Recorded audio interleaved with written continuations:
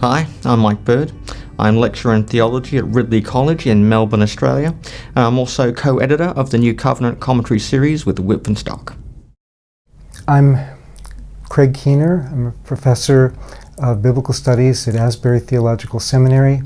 I've written about 20 books, and I am co-editor for Mike Bird, who's really the senior editor for the series. The New Covenant commentary series is distinctive in a few ways. To begin with, it's an intermediate level commentary, so it's not merely a devotional commentary, but it's not like a real in-depth scholarly commentary either. It's designed mainly for pastors, for seminary students who want a robust engagement with the text but don't want to drown in a sea of detail. So we tend to examine, passage by passage or pericope by pericope, or look at like paragraphs or blocks of argument, and basically unpacking the main threads of them. Another element that's distinctive about the series is we have a section called Fusing the Horizons and Forming the Community. And these occur periodically throughout the commentary, where the author will, pause for a moment and ask that very important question, so what? How is this going to affect the way I eat my Wheaties when I get up in the morning? So what's the relevance of this? How do we live out this story? How do we apply it to our churches, to our communities today? And so you get some hips for application, or how you move from the ancient world to the modern world. And because we've got such a diverse cast of authors from around the world, it's very interesting with the experiences and the stories and the tips for application that they bring. I think it makes for a really good series.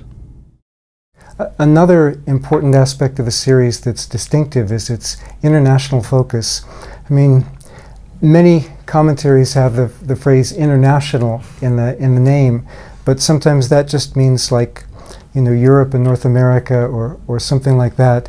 We have about 5 continents represented, many different countries represented in Asia, Africa, and so forth, so that we're probably the most internationally diverse, globally sensitive commentary series that's out there right now. Diane Chan did Luke.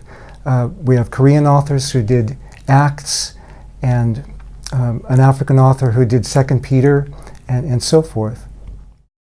My own contribution to the series is on my favourite letters of the Pauline corpus, and that is Colossians and Philemon.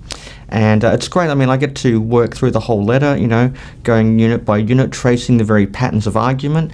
And I think what's happening, this Paul is writing to a church that's been planted by his associates or co-workers, people within his circle. And in my reconstruction, I think some form of Jewish mysticism is burgeoning or manifesting itself in Colossia. And there's the danger, the risk that some of the Colossian believers might get sucked into it, because the teachers, the purveyors of this, philosophy, as Paul calls it, they're very savvy. They're able to commend Judaism, but using the language and categories of Hellenistic philosophy and religion. And it's a real threat. Paul only knows it secondhand, but he's addressing that. But he's also got to address this very hairy pastoral situation where you've got the slave Onesimus, who is either run away or absconded from Philemon, and in the midst of doctrinal controversies, he's also got to effect a reconciliation between the two. And he writes a brilliant letter which touches on themes of brotherly love and reconciliation, and then you get into the topic of slavery.